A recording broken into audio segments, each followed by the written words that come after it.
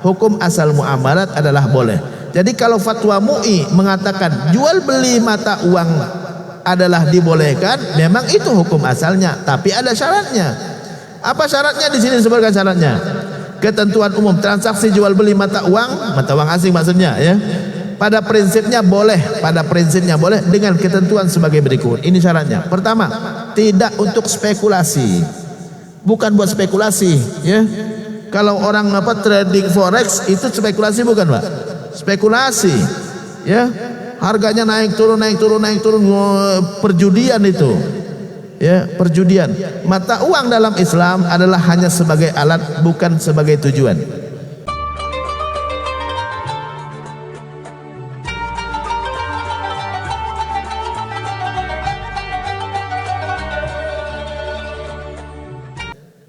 Naha Rasulullah an bai'il wariq bidzahab dainan. Ya, Rasulullah melarang menukar perak dengan emas ya secara hutang. Ya, secara hutang nggak boleh ya. Ane punya emas nih ya. Emas ane 10 gram mau ditukar perak. Berapa peraknya?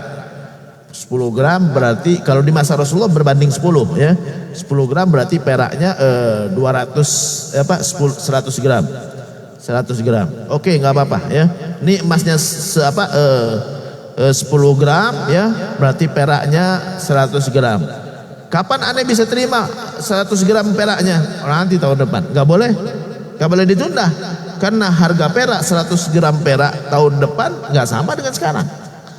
Harus dibeli. Orang nggak semuanya ada di tangan dia peraknya ya. Kalau berhutang rupiah boleh. Rupiah boleh dihutangkan, tapi kalau emas dan perak tidak boleh dihutangkan, kata Rasulullah. La tabi'udz dzahab bil wariq dainan. Tidak boleh menukar emas dengan perak secara hutang. Secara ngutang enggak boleh, harus barangnya datang. Ini emasnya, ini peraknya. Enggak boleh ditunda. Termasuk kategori ini valuta asing. Karena valuta asing harus dibeli juga. Valuta asing harganya hari ini dengan besok beda. Kalau rupiah enggak masalah. Jadi Ustaz, kalau ngutang rupiah boleh? Boleh. Ngutang dolar tidak dibolehkan. Ustaz, boleh nggak kita jual rumah dengan dolar? Boleh, tapi cash.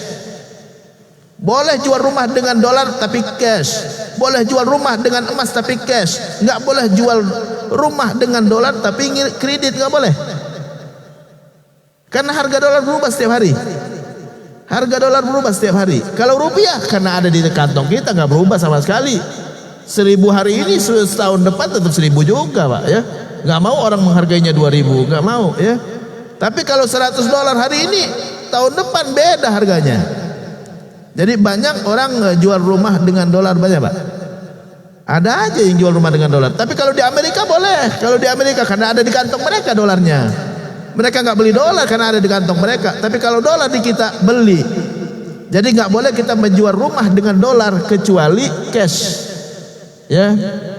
Ustaz, ini rumah mau saya jual, harganya $100.000 gitu kan ya. Boleh nggak pakai dolar? Boleh, tapi cash bayar hari ini juga. Karena kurs hari ini beda dengan besok, beda dengan lusa, beda dengan tahun depan gitu kan, dia nggak bisa dikreditkan. Saya mau jual rumah ini 1 kilogram emas, boleh, tapi cash bayarnya. Kalau mau kredit dirupiahkan dulu. Kalau mau kredit harus dirupiahkan, karena kalau rupiah ada di kantong kita, kalau emas nggak ada di kantong kita, Pak. Ya, kalau dolar nggak ada di kantong kita, maka harganya tergantung dengan harga emas dan harga dolar yang cenderung berubah, ya, fluktuatif. Jadi kalau di Amerika boleh, gitu kan. Atau kita jual rumah kepada orang Amerika, boleh pakai dolar karena dia punya dolar. Dia nggak beli dolarnya. Ya, orang Amerika di sana, orang Amerika beneran orang Amerika. Ya, rumah kita dijual sama orang Amerika, boleh ya, boleh pakai dolar karena dia nggak beli dolarnya. Dolarnya ada di kantong dia. Dia nggak tergantung dengan harga dolar di Indonesia. Ya, dolar ada di sana. Justru kalau pakai rupiah ada tergantung harga rupiah nanti. Ya. Jadi nggak masalah kalau dengan orang Amerika kita jual beli dengan dolar. Tapi kalau jual beli dengan orang Indonesia tidak boleh pakai dolar. Ya, nggak boleh pakai dolar, harus pakai rupiah, gitu kan? Ya. Jadi kenapa? Karena dolar nggak boleh, karena dolar sama aja dengan mata uang asing, sama dengan emas. Emas juga asing bagi kita. Emang kita punya dinar, emas itu mata uangnya adalah dinar. Kita punya dinar? Enggak kan? Kalau kita berhutang dengan dinar kita harus. Tapi kalau mata uang kita dinar, boleh kita ngutangin emas. Di masa Rasulullah orang berhutang dengan dinar. Ya, ada seorang sahabat meninggal, didatangkan kepada Rasulullah, ya Rasulullah, ya, salli alaihi, ya, salatkan jenazah ini. Kata Rasulullah, hal alaihi dainun, apakah dia punya hutang? Qalu na'am ya Rasulullah, dia punya hutang. Ya, dinaron, ada 2 dinar hutangnya. Boleh di masa Rasulullah karena mata uang mereka. Tapi kalau di sini kita bukan mata uang kita emas. Orang kalau mau bayar emas harus beli dulu. Kalau mau bayar dolar harus beli dulu dolarnya. Maka nggak boleh karena itu masuk kategori riba, ya. Jadi kalau mata uang asing, ya, mata uang asing, emas, perak, makanan pokok itu tidak boleh tertunda karena itu harus dibeli dulu. Kalau dibeli dulu harganya berubah-ubah, ya. Kalau berhutang rupiah boleh gitu kan, ya. Jadi jual beli mata uang asing karena ini mata uang asing maka barangnya harus hadir segera.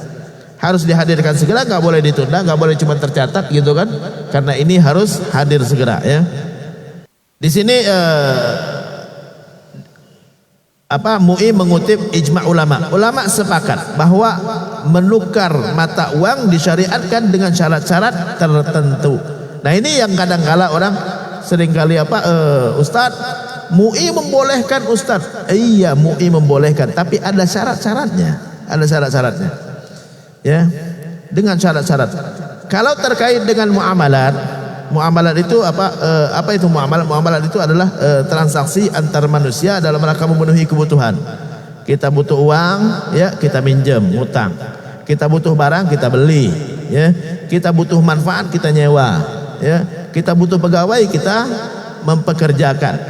Kita butuh duit, kita bekerja. Itu namanya muamalat. Ya, dalam hal muamalat, kaidah fikihnya adalah al-aslu fil muamalat al-ibahah. Hukum asal muamalat adalah boleh. Jadi kalau fatwa MUI mengatakan jual beli mata uang adalah dibolehkan, memang itu hukum asalnya, tapi ada syaratnya. Apa syaratnya? Di sini disebutkan syaratnya. Ketentuan umum transaksi jual beli mata uang asing maksudnya, ya. Pada prinsipnya boleh dengan ketentuan sebagai berikut. Ini syaratnya. Pertama, tidak untuk spekulasi. Bukan buat spekulasi, ya. Kalau orang trading forex itu spekulasi bukan, Pak? Spekulasi, ya. Harganya naik turun, perjudian itu. Ya, perjudian.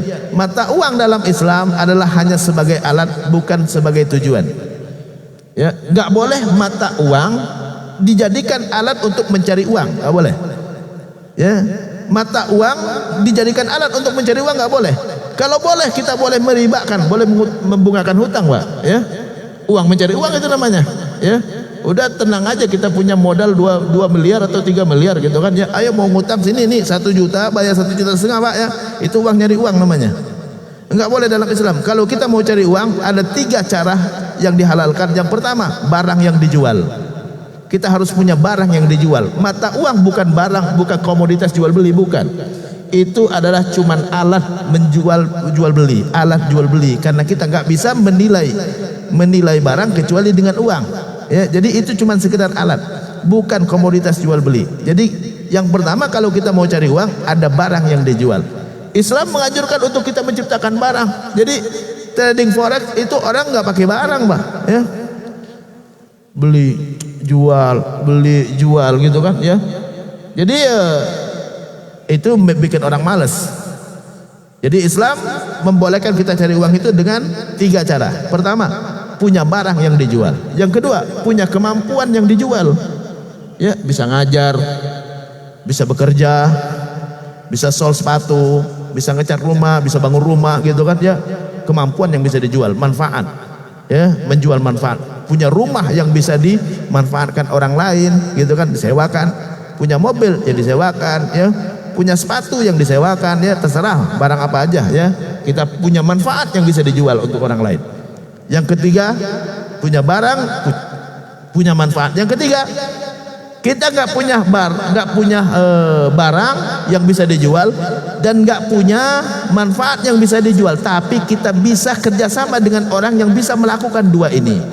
Ente bisa bisnis, ane punya modal nih ya. Ente putarkan, ente bisnis kan, ente jual barang gitu kan. Yang nanti kalau ada keuntungan kita bagi dua. Itu yang ketiga, kerjasama. Jadi kalau kita nggak punya manfaat yang bisa dijual, nggak punya barang yang bisa dijual, ada orang yang bisa kasih modal dia.